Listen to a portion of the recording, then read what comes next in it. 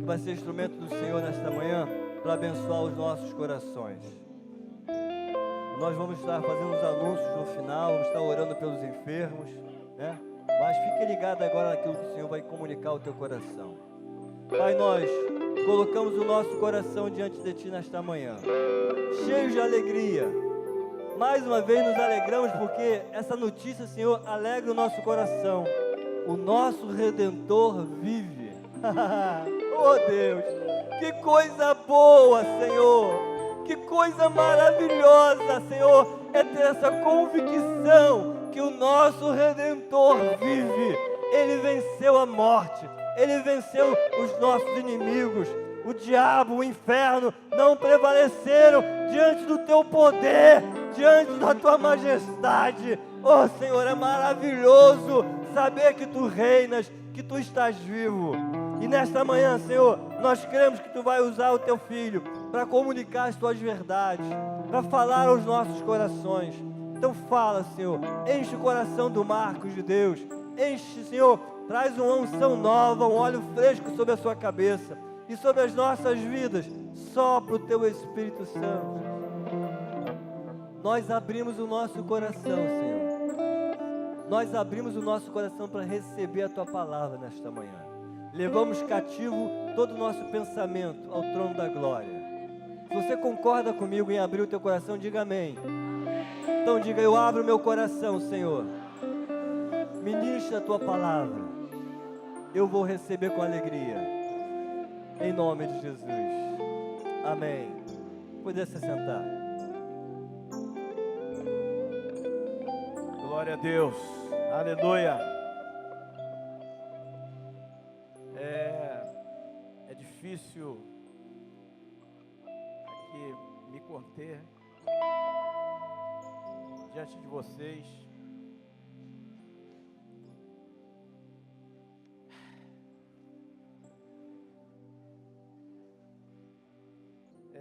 Muita gente deixa o corpo, deixa até Jesus por causa da igreja, porque não entende na realidade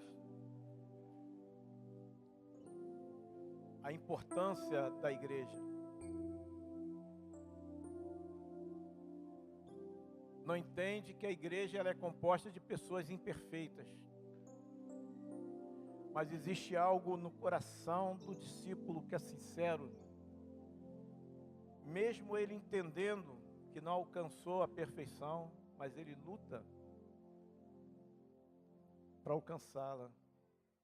Então, a igreja verdadeira é um grupo de pessoas imperfeitas, mas que tem no coração o desejo de ser perfeitas, de serem perfeitas, né?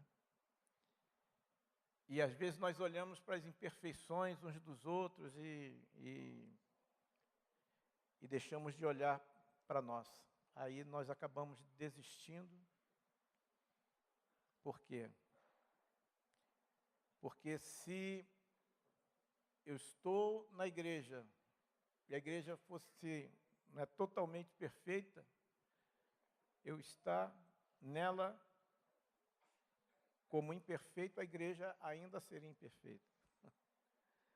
Se você também é perfeito, você tem uma visão errada de você mesmo. Porque todos nós ainda não alcançamos a perfeição. Mas um dia seremos semelhantes a Ele. Essa é a promessa. Seremos totalmente transformados. O novo corpo. Uma nova terra. Um novo céu. Quantos têm essa esperança? Amém? Então, amados, eu queria colocar para vocês, meu desejo era dar um abração em cada um de vocês. Eu louvo a Deus, porque Deus plantou o amor dele nos nossos corações, e eu tenho sentido de uma maneira assim tão especial, tão singela, o amor de vocês pela minha vida, pela minha casa. Irmãos sempre declarando que estão orando, eu sei que tem irmãos jejuando. Né? Eu quero dizer para vocês uma coisa, com a maior tranquilidade eu vou falar, não se choquem. Mas se o Senhor me chamar, eu estou pronto. Amém? Se o Senhor quiser que eu fique mais um tempo, estou pronto. Que bênção, que alegria poder estar. Se o Senhor nos curar, nos der um coração novo, Ele já deu uma vez, pode dar de novo, né? Transformou um coração de pedra num coração de carne. Para Deus é fácil pegar um coração de carne que já está todo estouradinho e transformar, né, novamente num coração bonitinho, como se fosse coração de uma criança. Então, para Deus é tudo fácil. Não há nada melhor do que estarmos debaixo da vontade de Deus. É isso que eu desejo para vocês. Louvo a Deus pela vida de vocês. Obrigado por você que tem intercedido, orado e até jejuado pela nossa vida. Eu quero dizer para você que Deus está ouvindo a tua oração. Né? Porque a nossa situação, graças a Deus, eu não sinto assim nada de problema, de dor, disso, daquilo.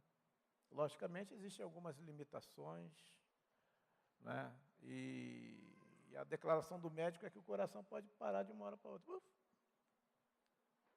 Mas, como vocês estão orando, eu sei que o papai está segurando.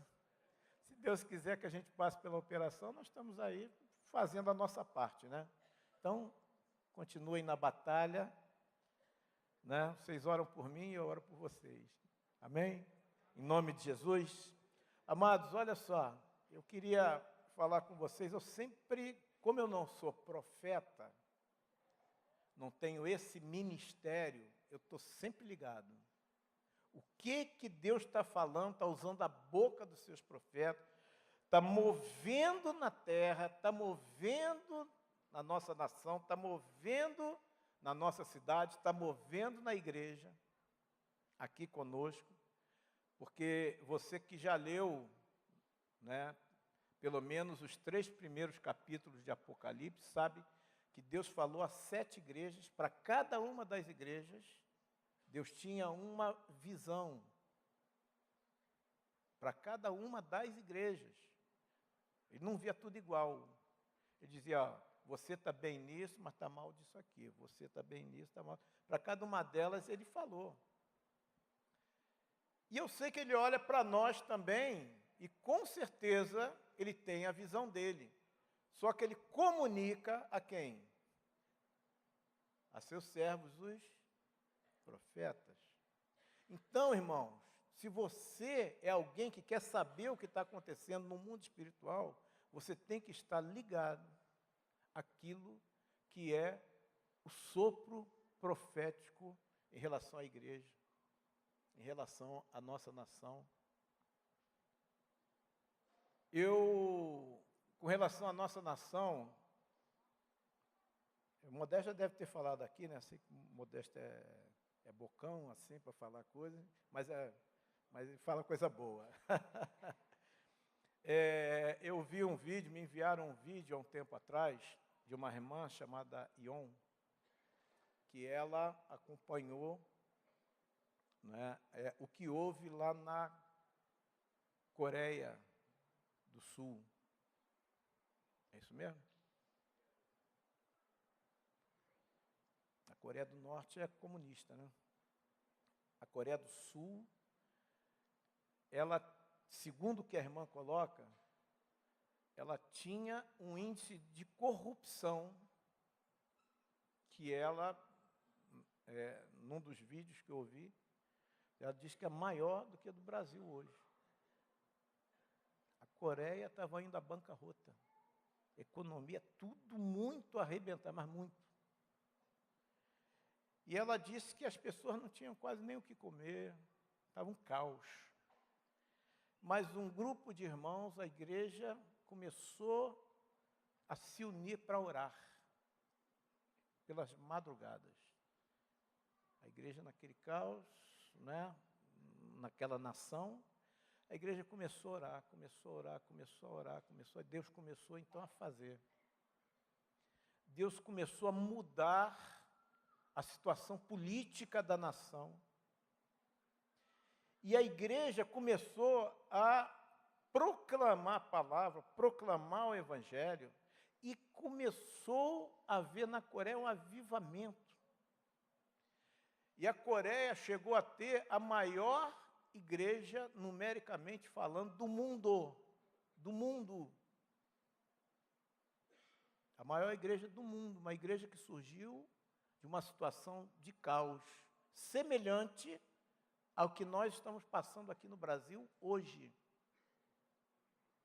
Então, talvez você olhe assim e diga, não tem mais jeito. Para o Brasil, só tem corrupto, só tem isso, só tem aquilo. Vamos votar em quem? Querido, não coloque a esperança no homem. Coloque a tua esperança no Senhor. Se o meu povo que se chama pelo meu nome fizer o quê? Começar com humilhação. Você saber que você não pode fazer, mas você serve a um Deus que pode. Confia nele de todo o teu coração. Isso é humilhar-se diante de Deus, se render e o que vem depois? Oração. Se o meu povo que se chama pelo meu nome, é meu povo que se chama pelo meu nome, quer dizer, tem a marca de Deus. Se humilhar, primeira coisa. Orar, segunda. Terceira,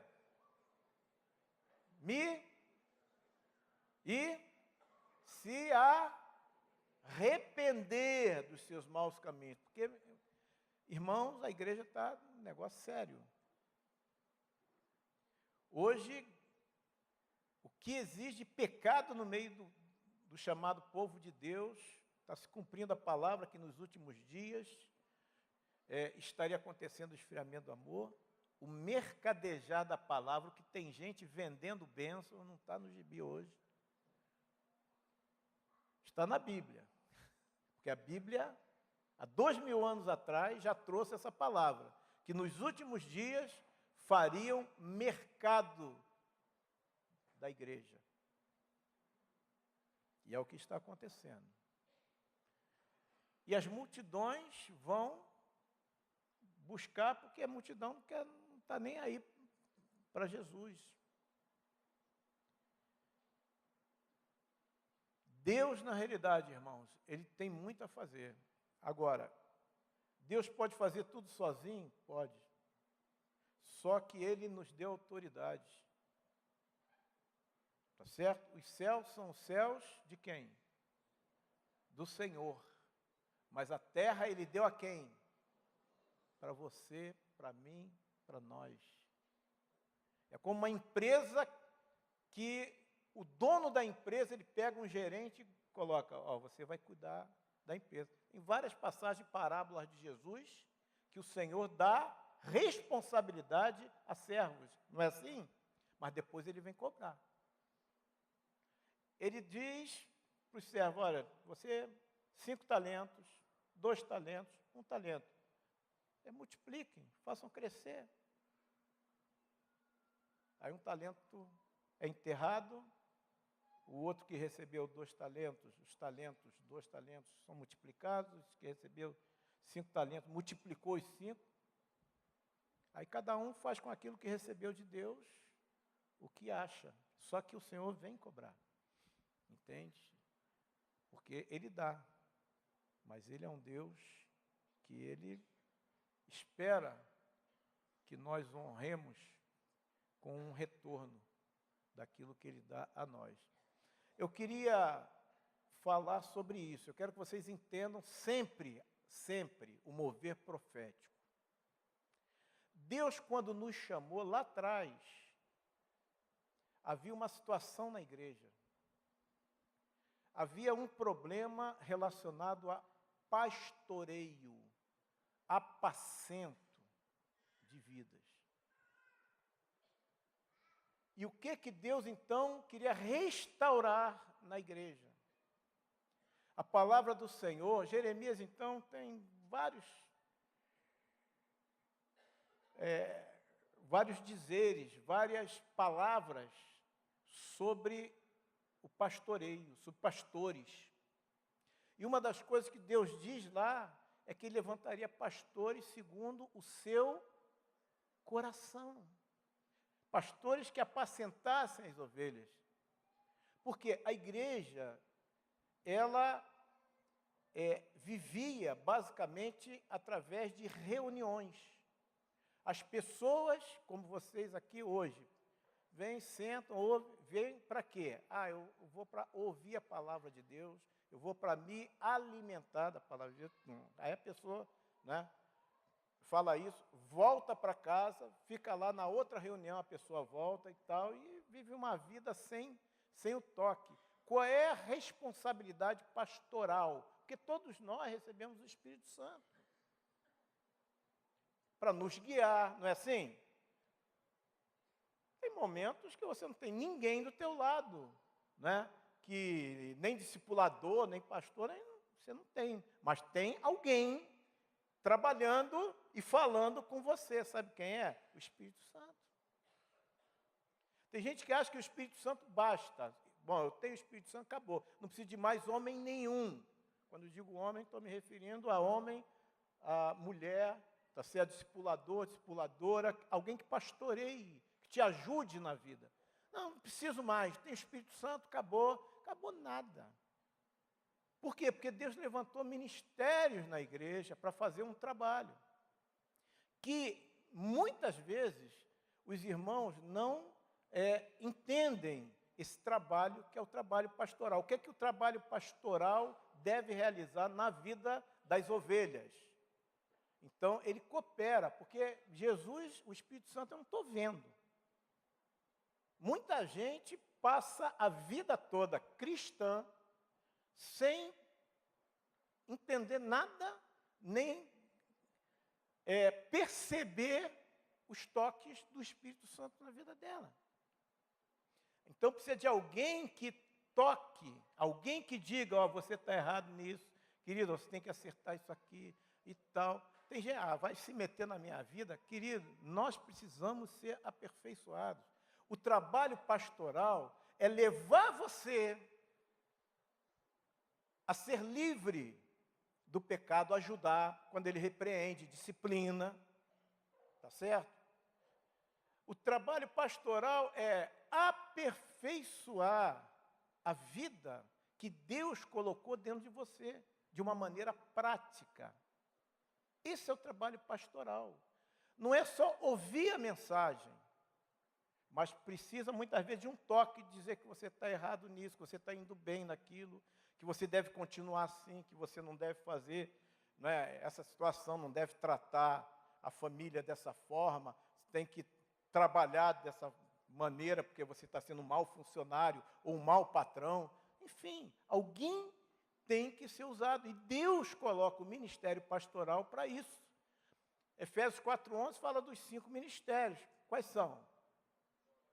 Hein? Apóstolo, profeta, evangelista, pastor e mestre. Entende? Deus colocou isso para quê? Para a igreja. Para quê? Para que a igreja seja edificada. Não é? A gente falava muito isso no passado. Falava do catartismos, que é o aperfeiçoamento. Porque todos nós precisamos ser aperfeiçoados. Então, os ministérios trabalham para isso. Então, você tem que estar sensível aos ministérios. Tá certo? Bom, então Deus vem restaurando a igreja. A reforma aconteceu, a igreja tal, lá, 1500. Nada. Ali foi só uma mudança numa situação da igreja. Mas Deus vem trabalhando na igreja, Deus vem trabalhando na igreja, Deus vem trabalhando na igreja, dia, década, século, Deus vem trabalhando na igreja. E aperfeiçoando a igreja para que ela seja uma igreja sem mancha, sem mácula, sem ruga, sem defeito. Trabalho de Jesus. Então, Deus vem restaurando. A igreja, há muito tempo, ela não tinha, né, os dons do Espírito Santo. Aí começou a mover, os avivamentos, o pentecostal. Daqui a pouco levantaram ministérios evangelísticos, né, há décadas atrás, no século passado. Os evangelistas começaram a surgir. Daqui a pouco os evangelistas começaram a igreja começou a assumir, a igreja, porque essa era a visão.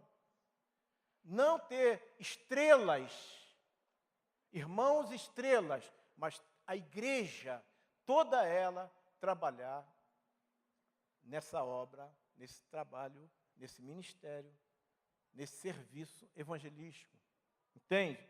Aí veio, mas a igreja então estava vivendo assim. Depois veio o mover pastoral, porque os pastores, infelizmente até hoje, a maioria dos pastores não são pastores, tem nome de pastores, mas eles são pregadores. Porque eles não se preocupam muitas vezes com como está cada ovelha. Ele trabalha com um bolão. Ah, tem 500 pessoas, tem 1.000, tem 5.000, tem... Mas não toca em ninguém. Não sabe como é que estão as vidas, aquelas ovelhas, os problemas que elas estão passando, as dificuldades que elas têm. Não sabe. Por quê? Porque, na realidade, você tem que ter uma carga pastoral para se preocupar com cada irmão e cada irmã, cada família. Mas a maioria das igrejas ainda não vive assim, mas já começou a haver um mover com relação a isso. Estão entendendo? Deus hoje, né, Ele quer, na realidade, cumprir o que Ele falou, que nós sempre falamos. Lá em Mateus 24, vocês já sabem de cor, que esse evangelho do reino será pregado aonde? Aonde vai ser pregado o evangelho do reino? Até os confins da terra. Então virá o fim. O fim está chegando, irmãos. Então o que tem que acontecer? O evangelho do reino tem que ser pregado. Quem vai pregar o evangelho do reino? Quem vai pregar? Quem tem entendimento, quem conhece o evangelho do reino, quem procura viver no evangelho do reino, porque não é qualquer evangelho. Paulo em Gálatas fala sobre isso.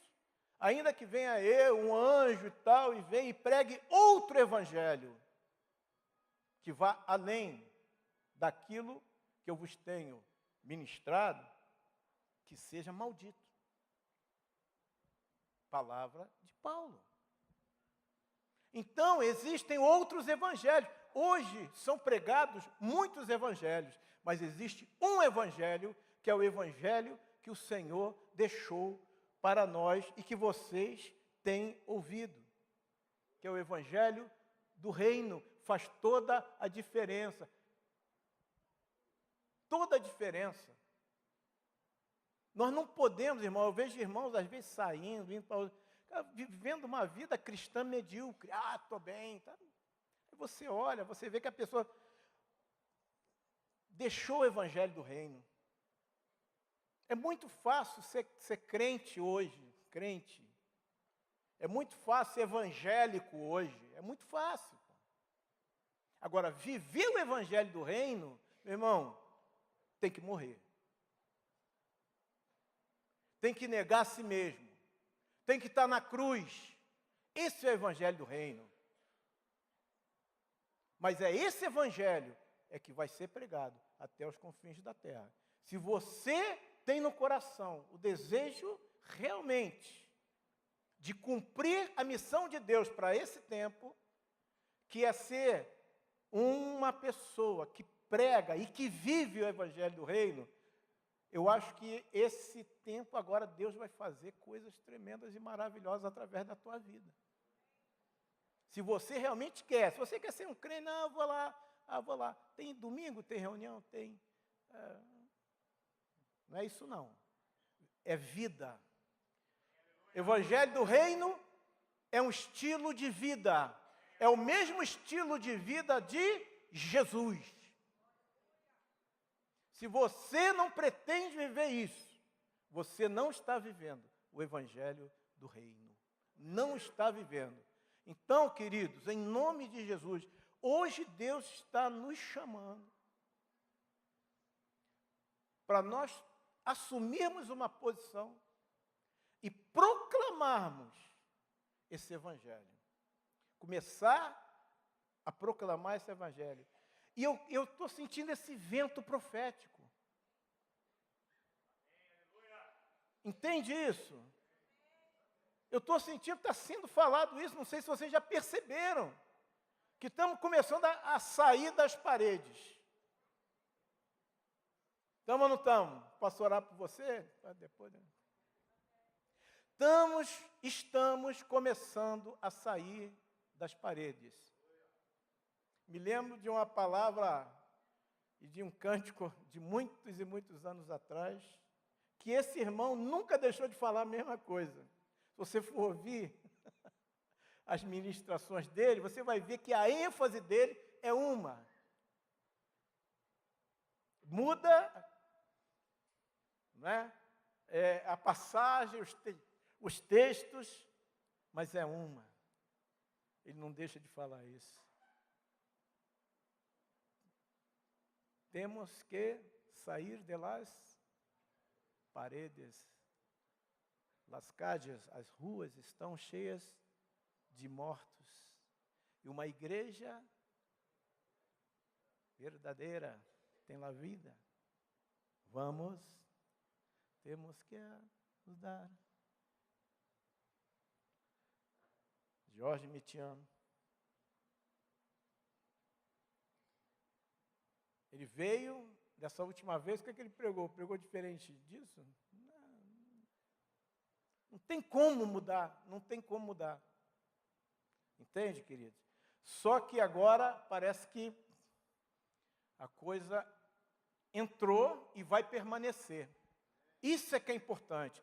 Entrou, foi reavivada. Agora guarda essa palavra que eu vou falar com vocês. Vai permanecer, porque tem gente aqui que nunca mais vai deixar de pregar o evangelho do reino. Guarda essa palavra. Eu queria, em cima desse vento, eu queria falar coisas com vocês, de certa maneira que vocês já ouviram, mas eu creio que ela vai ser renovada no coração de algumas pessoas. Nós estamos sendo levados para fora, para proclamar a palavra para esse mundo. E tem alguns detalhes que eu acho que são muito importantes, que a gente pode sair sem ter cuidado com esses detalhes, tá bom? É isso que eu quero fazer aqui hoje, ministrar isso.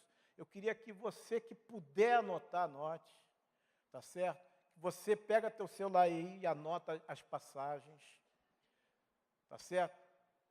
Pelo menos os itens, os títulos que eu vou estar falando, tá bom? Para que você possa revisar. Se você puder depois adquirir esse material, para não esquecer mais, adquira. Enfim, faça aí, liga teu celular para gravar, faz alguma coisa. Mas são coisas muito simples, mas que são muito importantes se você não obedecer, não seguir. Eu ouvi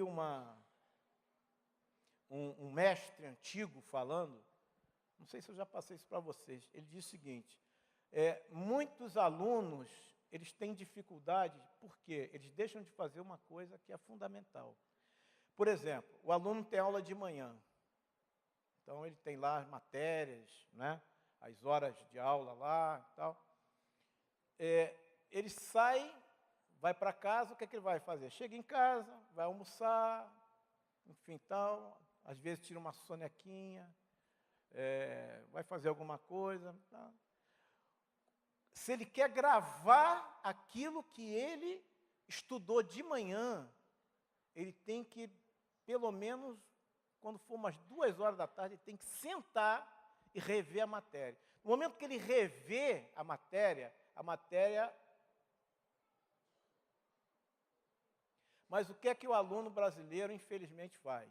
Ele vai à aula, depois ele... Aí, quando vai chegar na prova, chegando próximo à prova, o cara... Madrugada, café... Vamos ser inteligentes.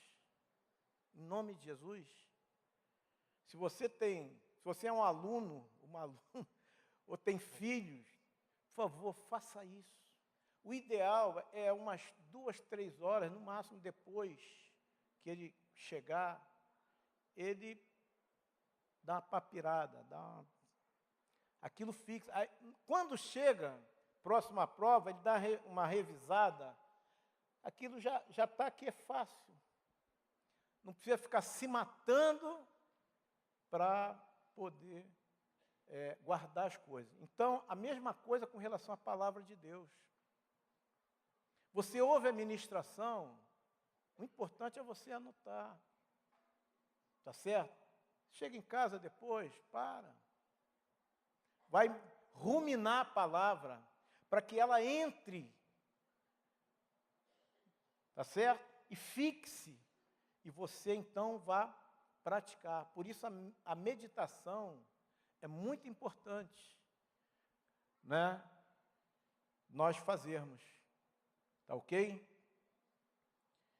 Bom, primeiro, vamos falar do poder da oração na evangelização, na proclamação. Poder da oração, tá certo?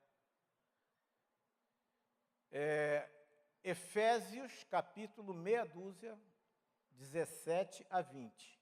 Vou repetir. Efésios, capítulo meia dúzia, versículos de 17 a 20. Eu vou ler para vocês. Tomai também o capacete da salvação e a espada do Espírito, que é a palavra de Deus. Com toda oração e súplica, orando em todo tempo no Espírito, e para isto vigiando com toda perseverança e súplica por todos os santos. Fernando leu isso aqui de manhã cedo. Só que não para aí. Agora, presta atenção o que diz, versículo 19. E também por mim, quem estava falando? Hein? Paulo. É o autor, né, da carta aos Efésios. E também por mim, para que me seja dada, no abrir da minha boca, a palavra, a palavra, para com intrepidez fazer conhecido o mistério do Evangelho, pelo qual sou embaixador em cadeias, para que em Cristo eu seja ousado para falar como me cumpre fazê-lo. Então, a primeira coisa, ele diz que ele tem que ministrar, no abrir da sua boca, a palavra. Que palavra? Então, olha, você que vai proclamar ou está proclamando a palavra.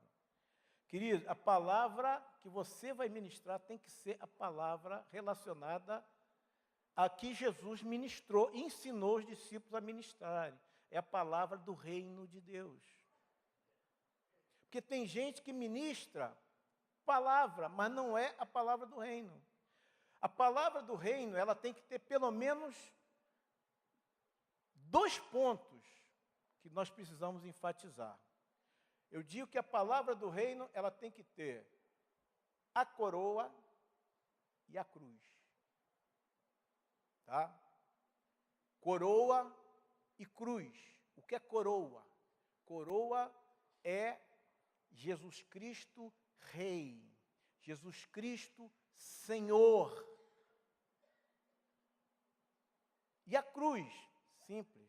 Jesus Cristo, o quê? Salvador. Então, a palavra tem que ser isso. Sabe por quê? Se pregava, ou se prega ainda hoje, em vários lugares, Jesus Cristo, mas como Salvador. Jesus Cristo quer ser o teu Salvador pessoal. Jesus morreu por você na cruz, Jesus, é verdade? Claro que é. Só que a mensagem é incompleta. Você tem que dizer para a pessoa, você precisa receber Jesus como teu Senhor, como teu governo da tua vida. Porque se você não obedece ao Senhor, você não ama Jesus. Se você não obedece ao Senhor, Ele não é teu Salvador. Como Jesus pode salvar alguém que Ele não governa a vida dessa pessoa? A pessoa vive de qualquer jeito, de qualquer maneira, vive em pecado. O que é isso? Não existe.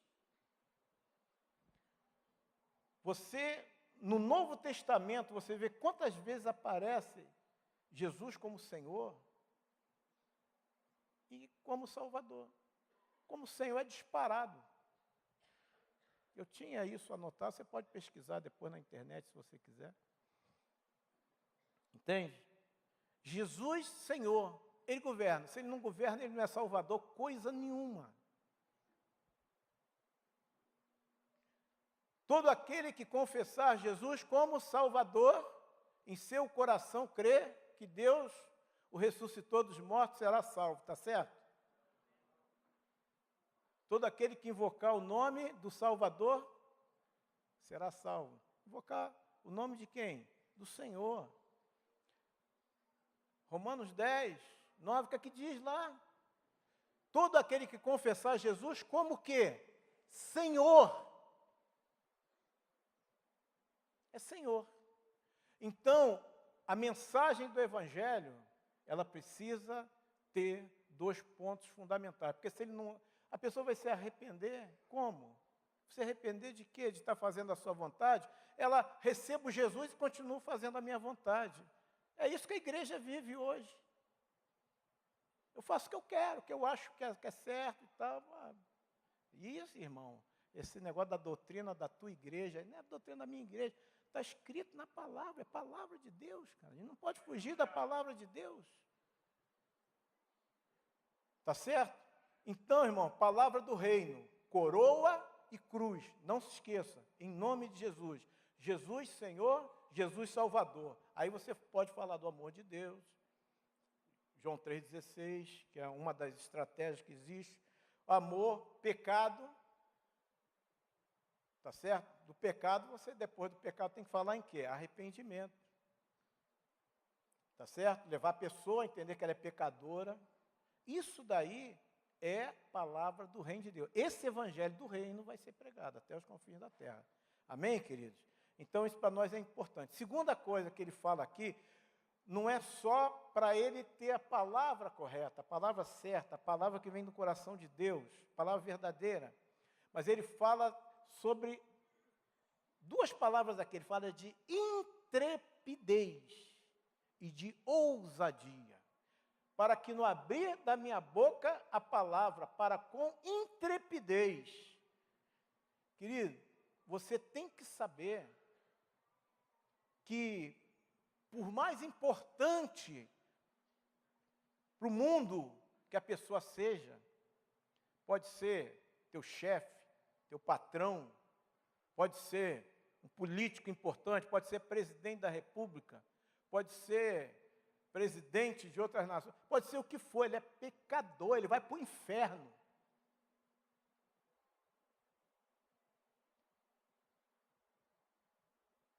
E nós vamos ter que falar isso com ele, que ele é pecador. Mas para isso, se você ficar, será? Poxa, mas ele quem sou eu para falar? Querido, você é ministro. Sabe o que é um ministro? É um servo.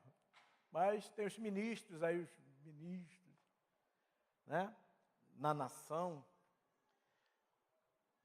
Quem são eles?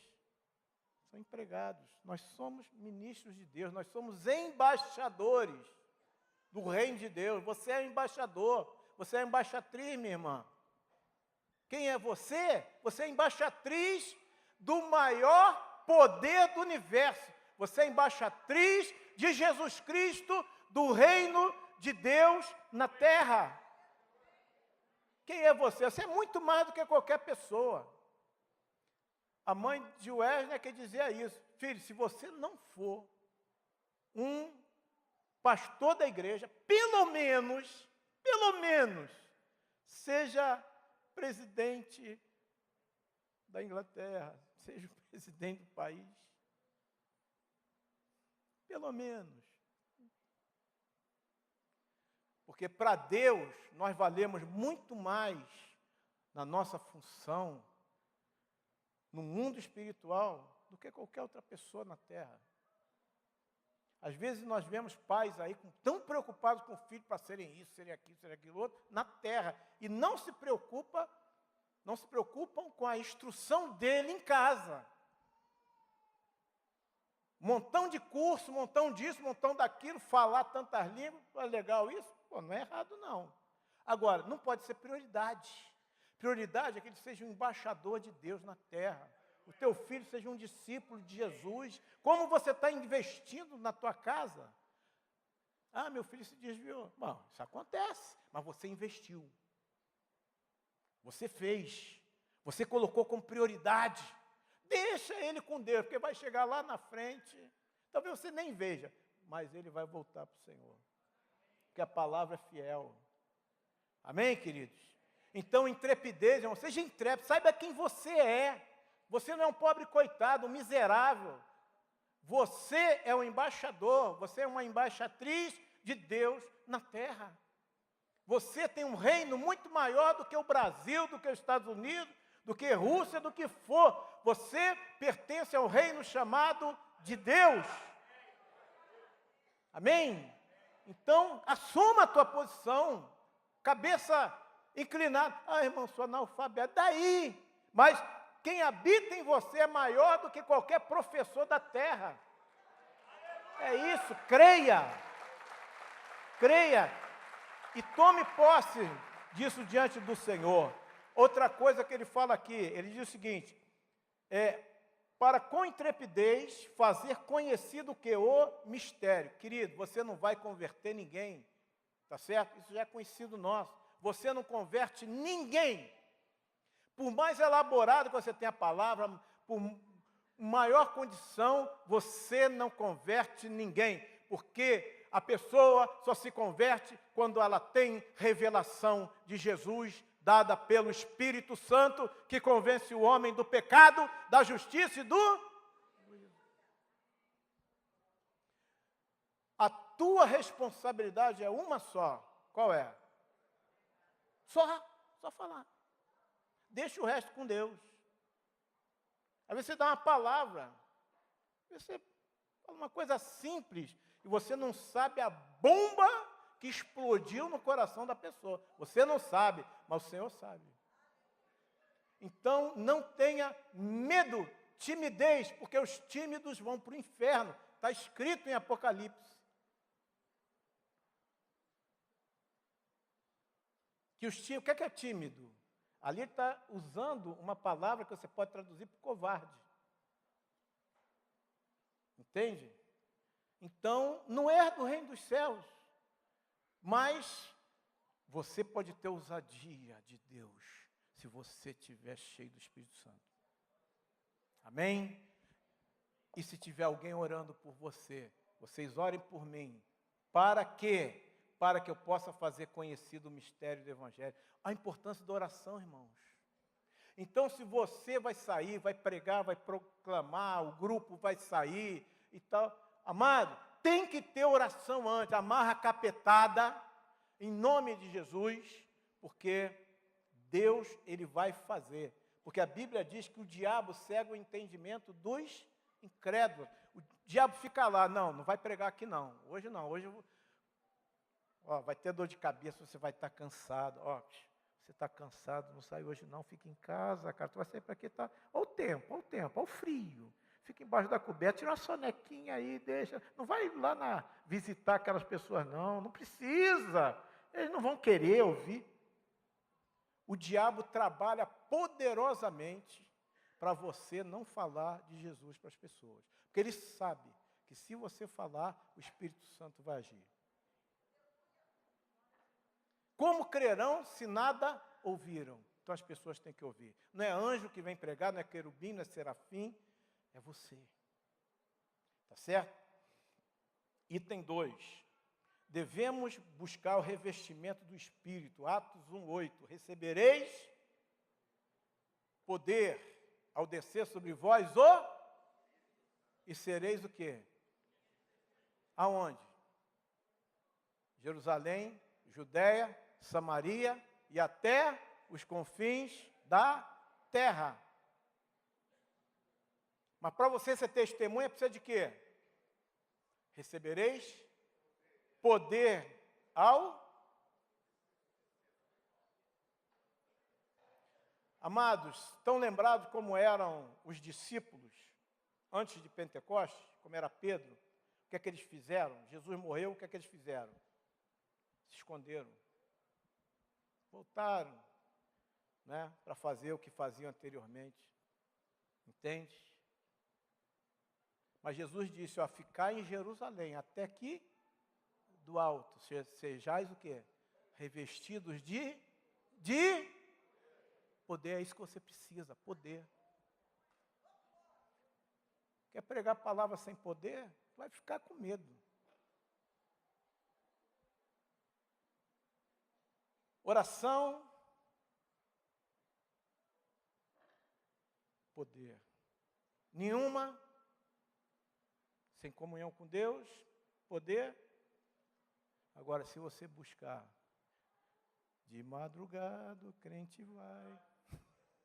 Eita, sai assim. Acendeu. Aleluia. Oh, Deus, move o teu fogo, Senhor, aqui.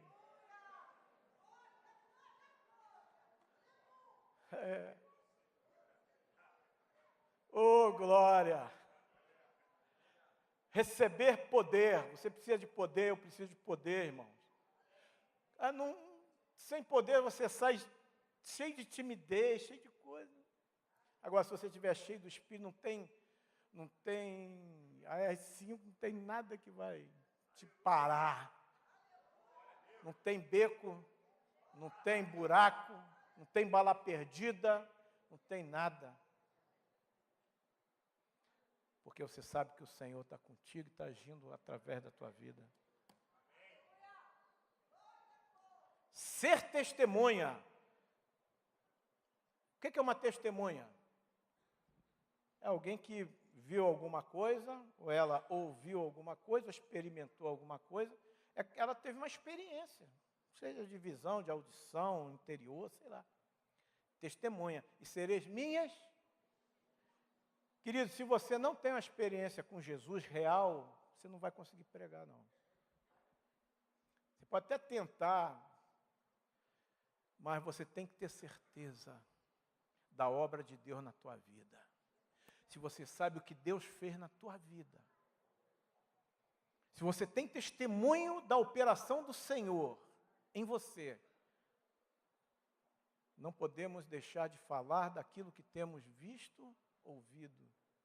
E eu acrescento, experimentado. Tá certo? Ah, irmão, não sei pregar. Quando é que na comunidade vai ter curso de evangelismo? Na comunidade Atos? Amarrado.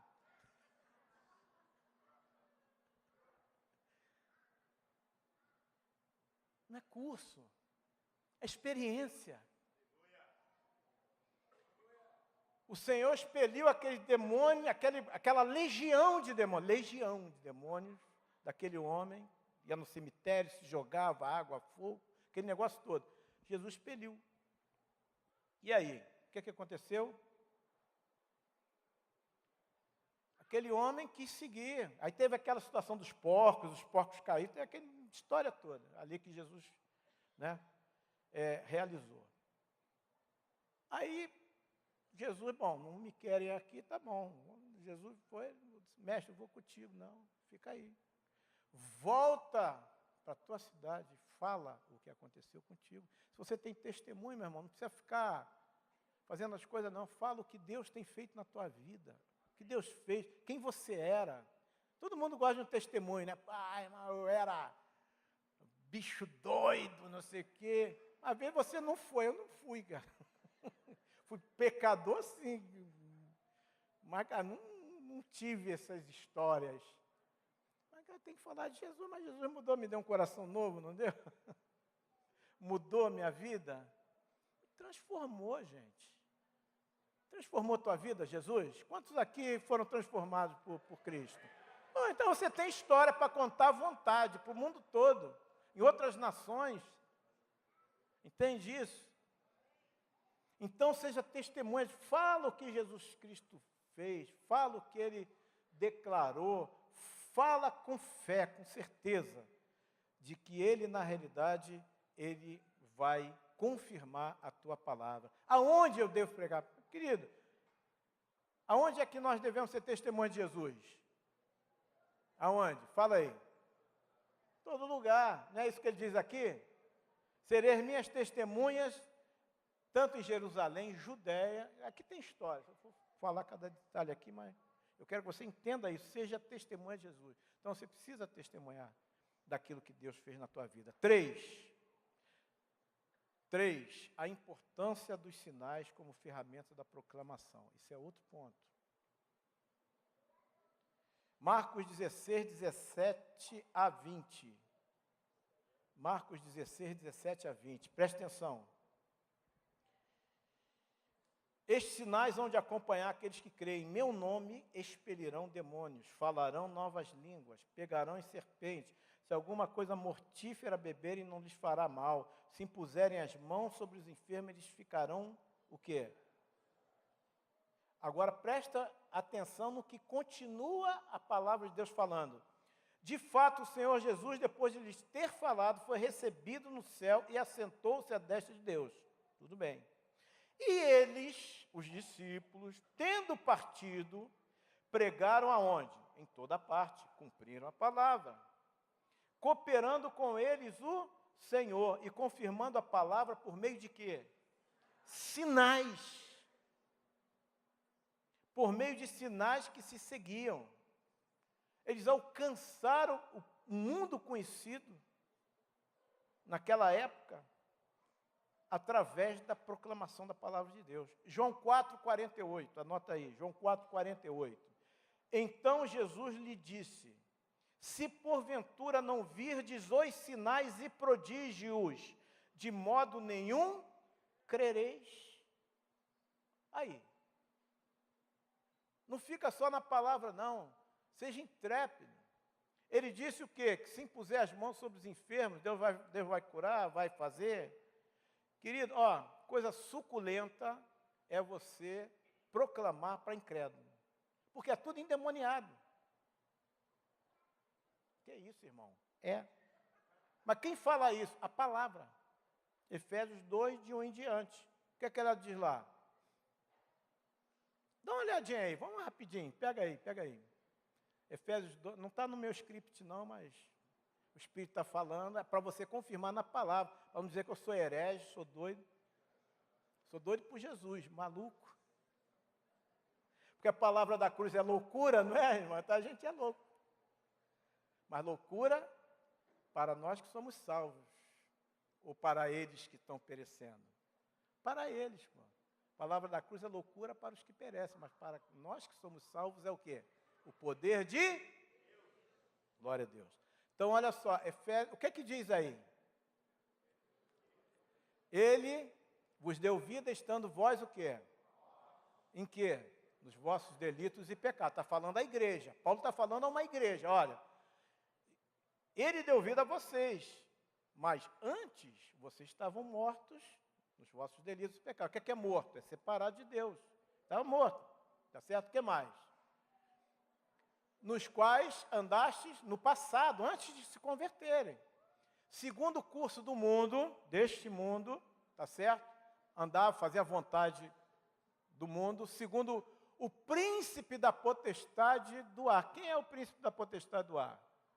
Está escrito ali, do espírito, é um espírito que agora atua sobre quem?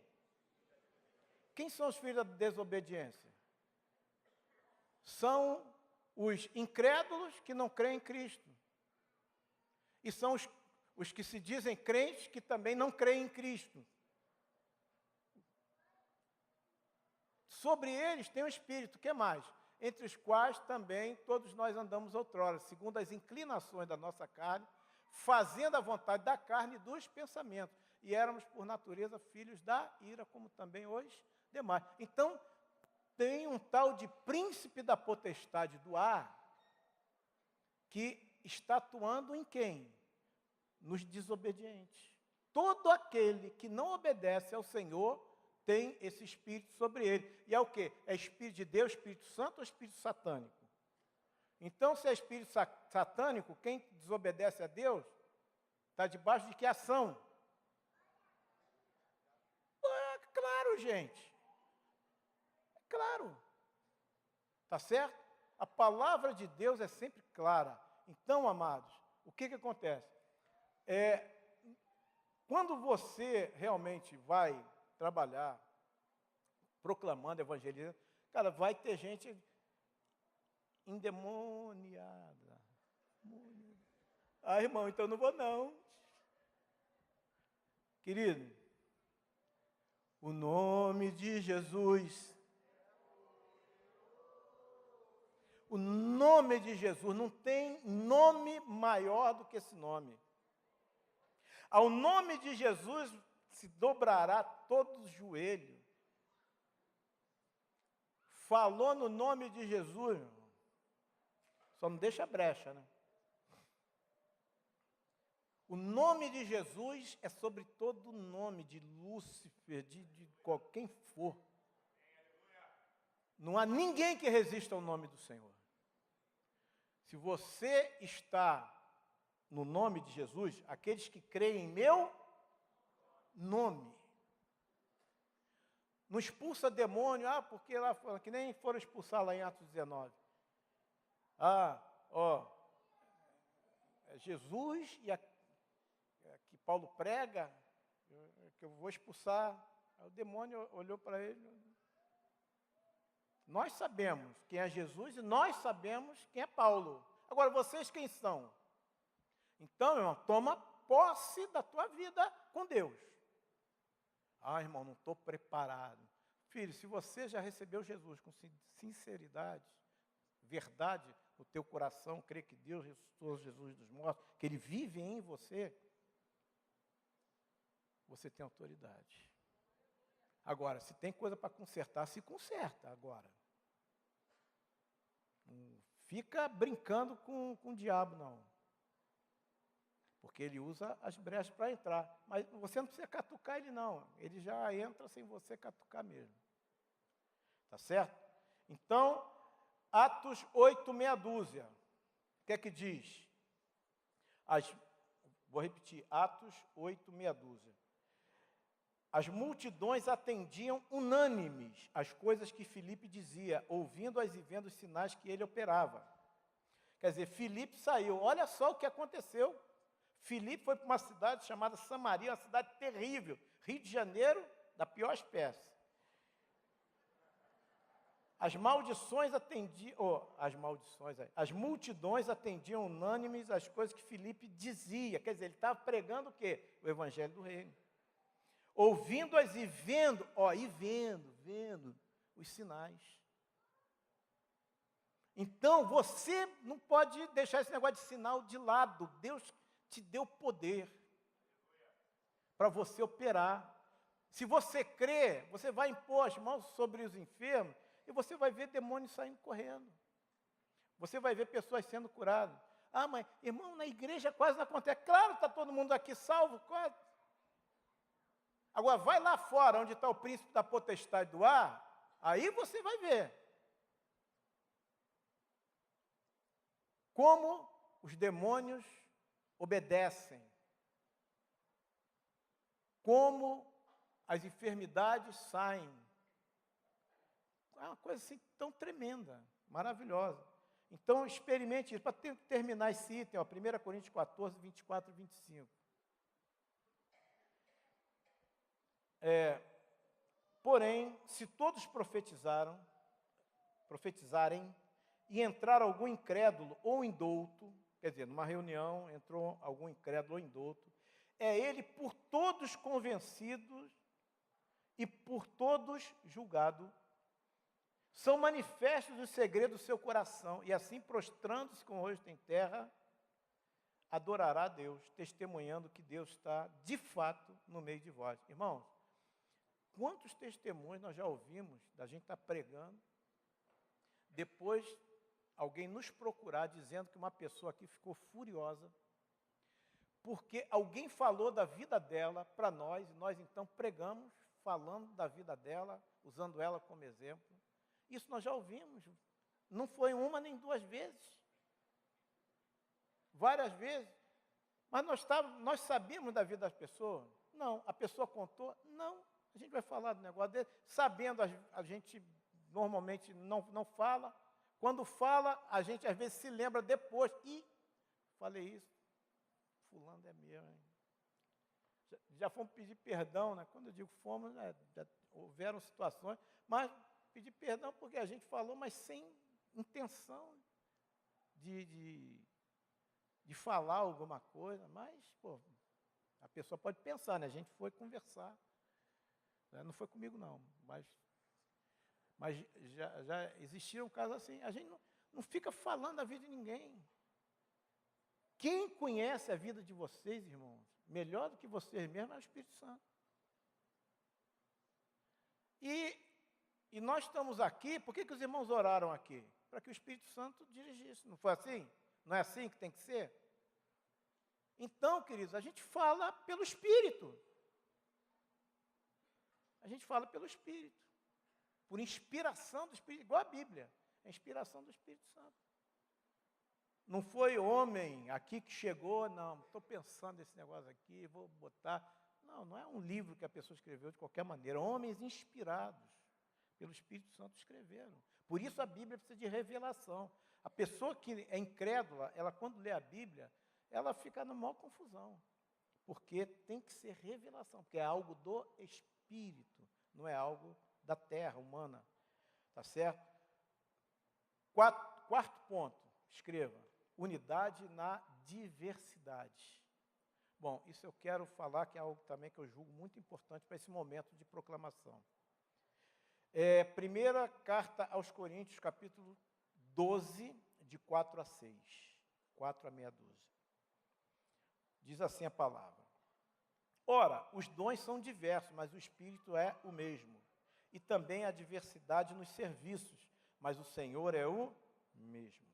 E há diversidade nas realizações, mas o mesmo Deus é quem opera tudo em todos. Os dons são diversos. Isso eu creio que vocês não têm dificuldade com relação a esse entendimento. Diversidade nos serviços. Por exemplo, ministério é serviço. Então, pastoral é um serviço. Outros serviços são realizados aqui, tá certo? Serviço. Agora, diversidade nas realizações. Esse é que é o grande problema. Cada irmão, ele pode realizar uma determinada atividade, um determinado serviço, de uma maneira diferente do outro. Estão entendendo? Olha o rolo que costuma acontecer. Nós estamos agora saindo para evangelizar. Aí a gente diz assim, vamos lá, vamos anunciar tudo ali, que nem está o casal de pombinhos ali. Posso orar por você? Para eles está sendo uma bênção. Então, identificadaços com essa forma aí. É uma forma. Mas tem irmão que vai olhar assim e vai dizer, cara,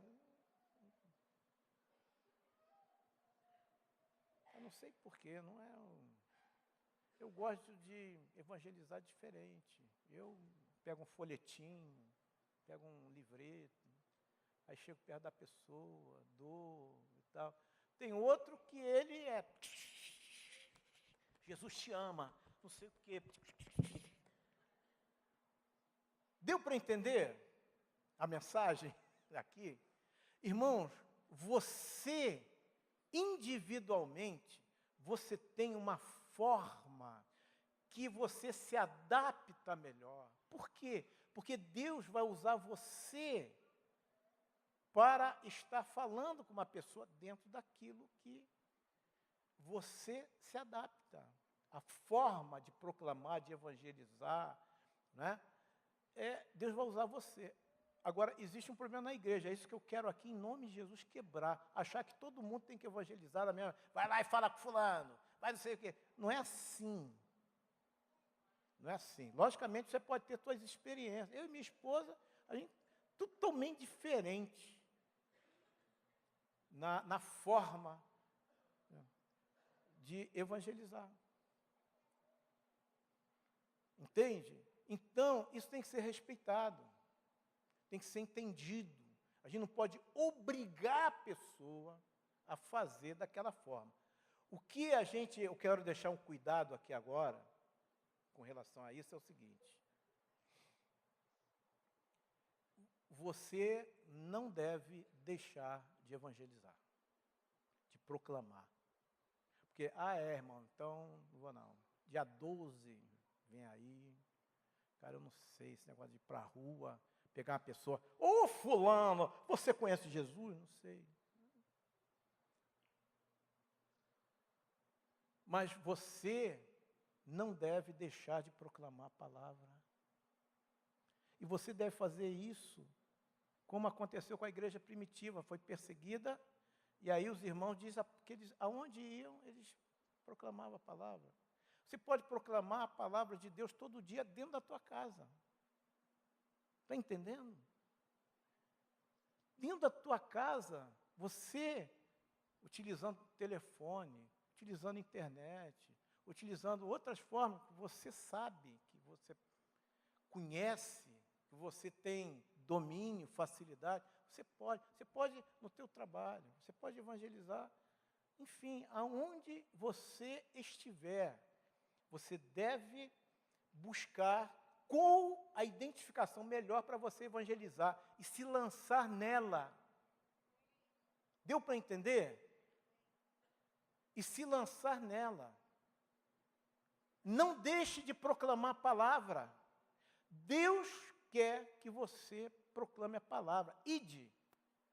Você pode ir virtual, você pode ir corporal. Você pode ir, mas vá e proclame. Agora, não deixe de proclamar, porque aí você vai estar fazendo o contrário à vontade de Deus. Você não vai estar fazendo a vontade de Deus. Porque a vontade de Deus é que nós estejamos proclamando a todas as criaturas. Nós lemos em Marcos 16, tá certo? Preguemos a todas as pessoas. A igreja tem que fazer isso. Aonde? Na minha rua, no meu bairro, no meu trabalho, na minha escola, aonde for, eu tenho que ter um planejamento, uma orientação, uma estratégia para, aonde eu estou, eu alcançar as pessoas daquele lugar. No meu trabalho, qual a estratégia? Tem várias pessoas lá que não conhecem o Senhor. Na escola, tem várias pessoas que não conhecem o Senhor. Na rua, tem várias pessoas. Todo lugar tem várias pessoas que não conhecem o Senhor. Na tua família, tem várias pessoas também. Ou é todo mundo convertido? Não é. Entende? Então, irmãos, mas eu já falei. Eu também, eu já falei, mas eu acho que é tempo da gente voltar a falar. Tá certo? Porque às vezes Deus já amaciou a carne. E agora está na hora da pessoa receber. Nós vamos ser ceifeiros, nós vamos ceifar, porque a palavra já tem sido dada em vários lugares, de várias formas, na mídia, em tantos lugares. Pessoas já ouviram falar, umas rejeitam, têm seus motivos, mas aí, querido, está aí você, para abençoar, para levar a palavra, tá certo? Então, você precisa buscar a melhor estratégia. Para mim, a melhor estratégia, eu gosto de folheto, estou mandando fazer folheto. Eu acho que se você, querido, quiser, investe dinheiro, investe tempo, tá certo? Busca lugares que você sabe que ali você vai fazer. Por exemplo, você vai, lugar que eu quero, já falei com minha esposa, eu quero ir para locais de espera de hospital. Chega lá, está aquele monte de gente lá, uns para ser atendido, outro esperando, o outro que foi atendido, tudo lá, o outro está esperando que está morrendo. Que beleza! Que lugar maravilhoso para você chegar com a palavra de Deus. Deu para entender? Mas Deus planta lugares para você ir, para você fazer. Tem gente que gosta de chegar lá no meio da bandidagem, lá no meio da comunidade e prega e trabalha ali. Gosta desse tipo de trabalho. Deu para entender? Está dando para entender, gente? O que a gente está falando? Está dando mesmo? Clareza? Você não pode deixar de proclamar a palavra. Se você está deixando, em nome de Jesus, se arrependa. E vá a Deus, olhe para você, o que eu posso fazer para mandar essa palavra para frente. Tá bom? Tudo bem? Quinto, evangelismo e pescaria.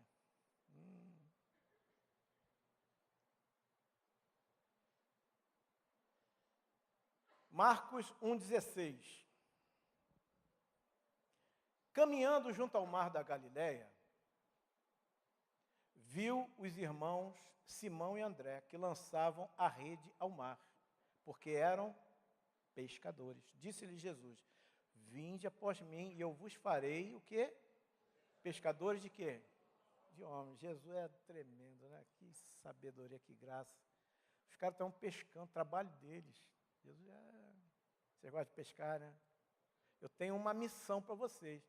Só que não vai mudar, não. Só vai mudar o tipo de peixe.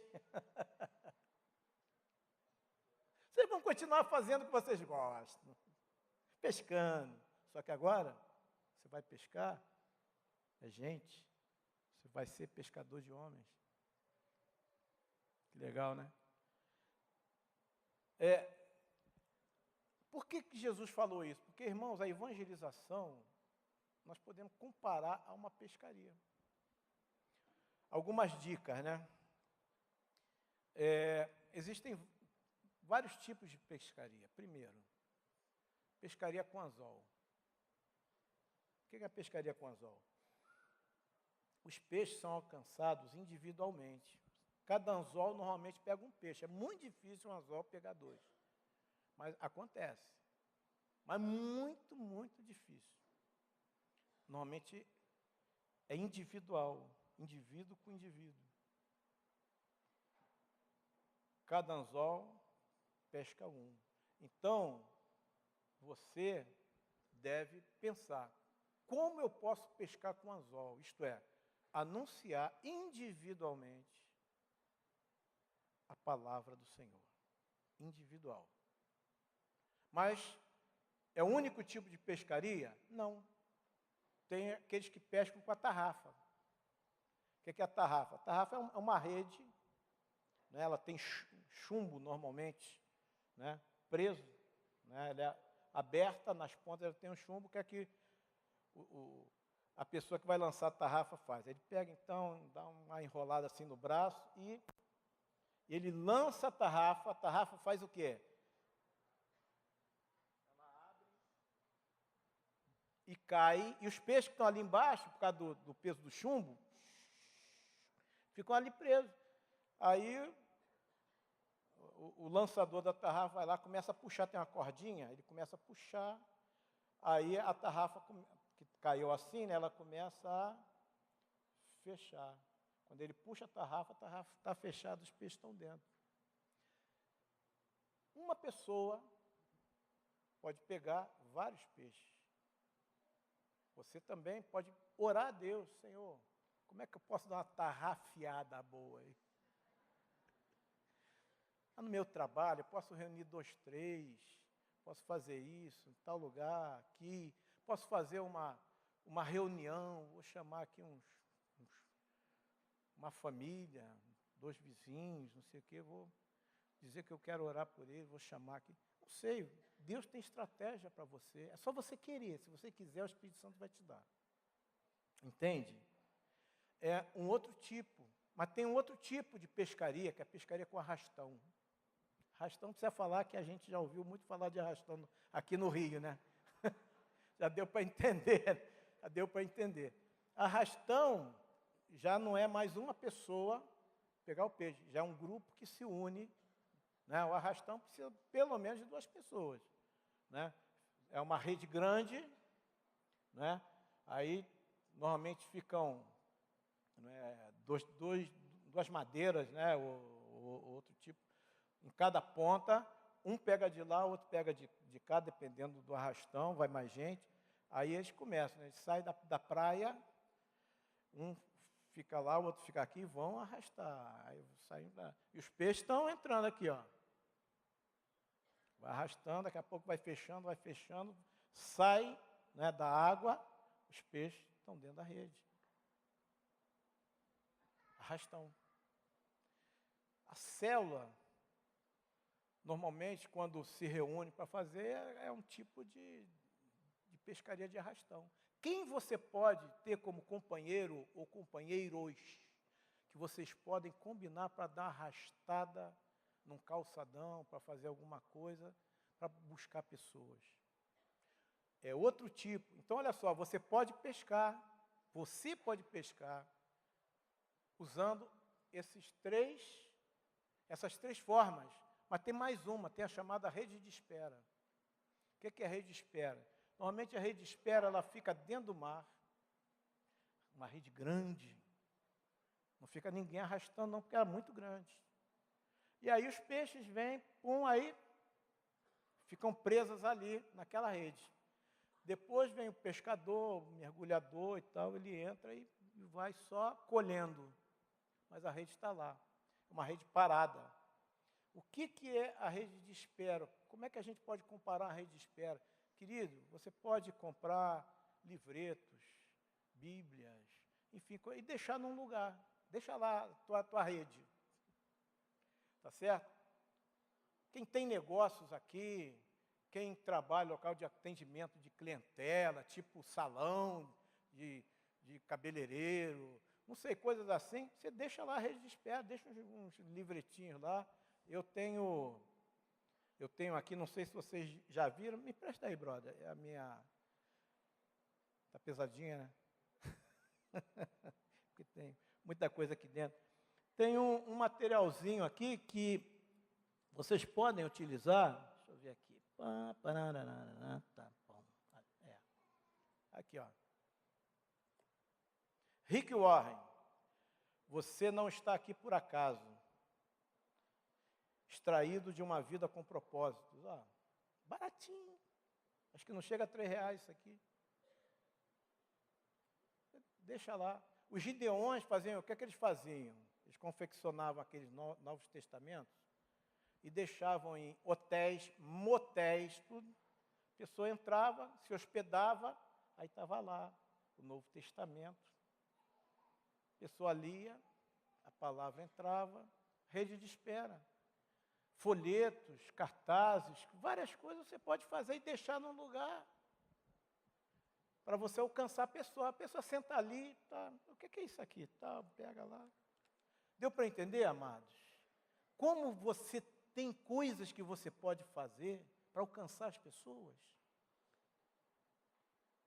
E nós, às vezes, não estamos fazendo nada. Às vezes, não estamos fazendo nada.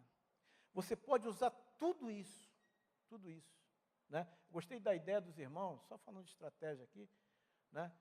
De pegar um telefone. Eu já comprei meu chip, tá? Comprei meu chip, botar no telefone só para atender, distribuir folhetos, essas coisas, deixar em lugares. A pessoa lê ali, tem um telefonezinho embaixo.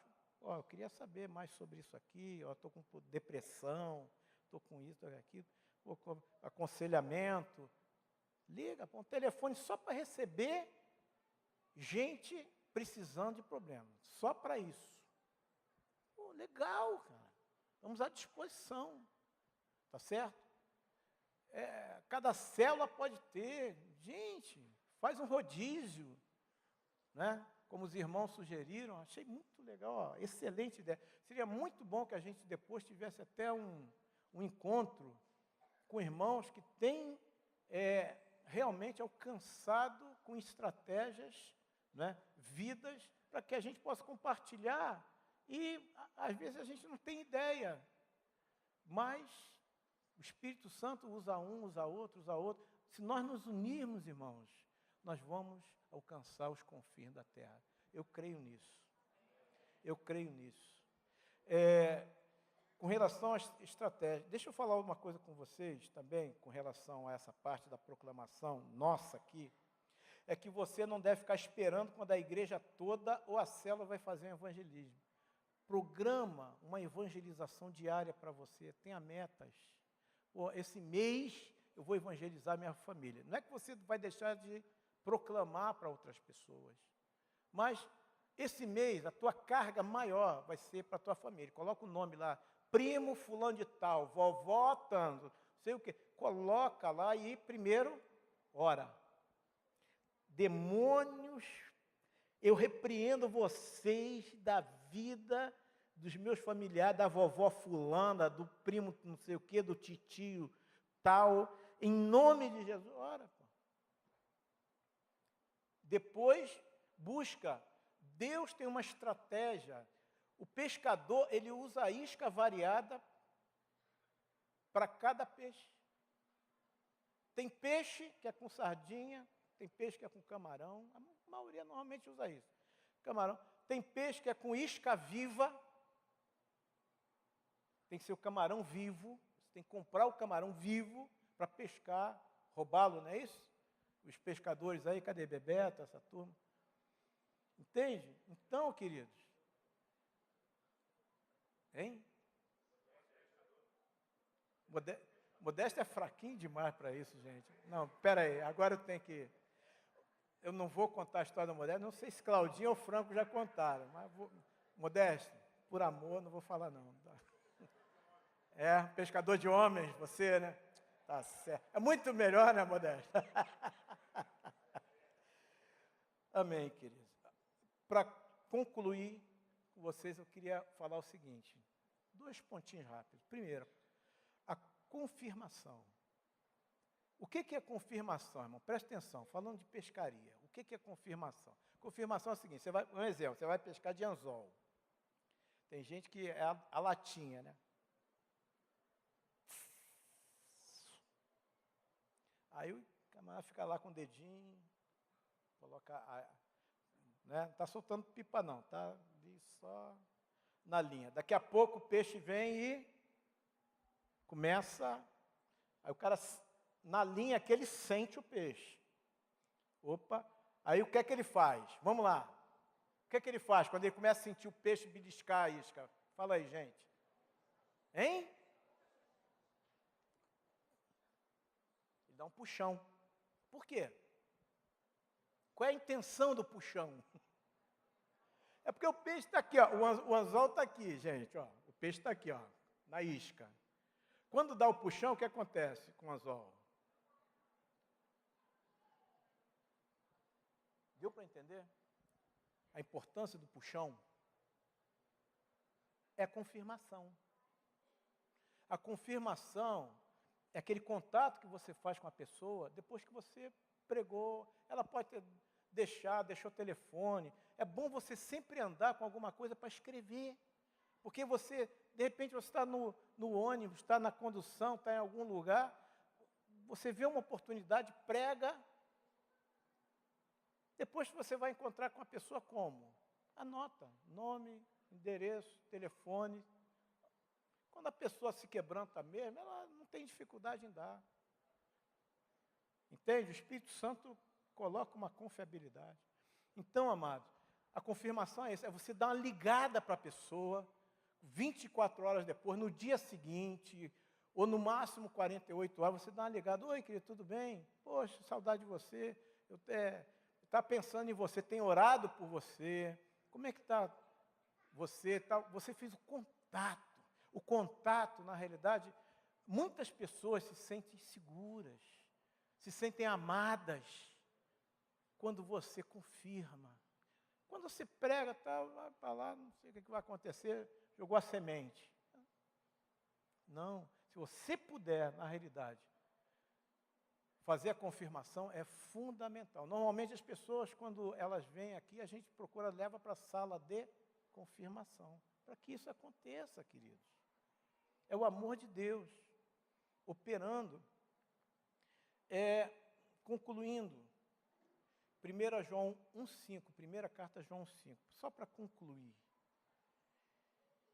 Diz assim a palavra. Primeira carta a João, capítulo 1, versículo 5. Isso. Ora, a mensagem que da parte dele temos ouvido e vos anunciamos é esta, que Deus é luz e não há nele treva nenhuma. Mas o que eu queria destacar nisso aqui é a mensagem, a palavra mensagem.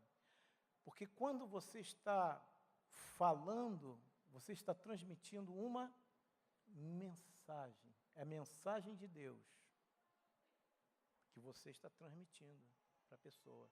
Tudo bem? Agora preste atenção. Eu quero deixar um pensamento para você. Imagina que tem uma pessoa com uma doença terminal, está morrendo. E essa pessoa, vamos dizer, que seja um câncer. Essa pessoa ouviu dizer que tem um lugar que tem uma medicação que pode curá-la. Tá? Vamos dizer que seja num lugar PSU. Vamos chamar esse lugar de PSU. Quem está ligado aqui já deve ter percebido o que eu estou falando. E aí, nessa faculdade, nessa universidade, quem inventou isso não pôde, no país, né, que ele estava, por quê? Não pôde fabricar essa medicação. Porque um órgão chamado Divisa, ela não permitiu. Aí ele teve que passar essa patente que ele poderia ter feito no seu país para um outro país. E aquela medicação agora tem que ser comprada no exterior, em outro país. Mas, mesmo sendo um pouco mais cara, ainda é muito mais barata do que a que não serve, que é vendida no país do enfermo. Entende? E aí, então ele faz a encomenda e aquela medicação vem e chega nos correios desse país do enfermo. E lá no correio, via Sedex, aquele pacote é entregue para um mensageiro para entregar para o doente. Mas o mensageiro está muito cansado naquele dia, não estava muito afim de trabalhar, toma um pileque, só acorda no dia seguinte, com ressaca, aí quer dormir, quer descansar, e aí acaba esquecendo aquilo, aquela medicação, aquela entrega, e a pessoa morre. O enfermo morreu. Vocês acham que esse carteiro ou mensageiro, ele tem alguma responsabilidade? Sim ou não? Não sei se vocês entenderam o que eu falei. Acho que ele tem responsabilidade, né? Porque tinha remédio, poderia ter curado aquele enfermo, mas o enfermo não tomou o remédio. Por causa de quê? Por causa de quê? Porque aquele mensageiro não entregou. Você acha que esse mensageiro pode ser você? Que tem recebido o remédio para as pessoas do mundo que estão morrendo, sendo condenadas eternamente ao inferno?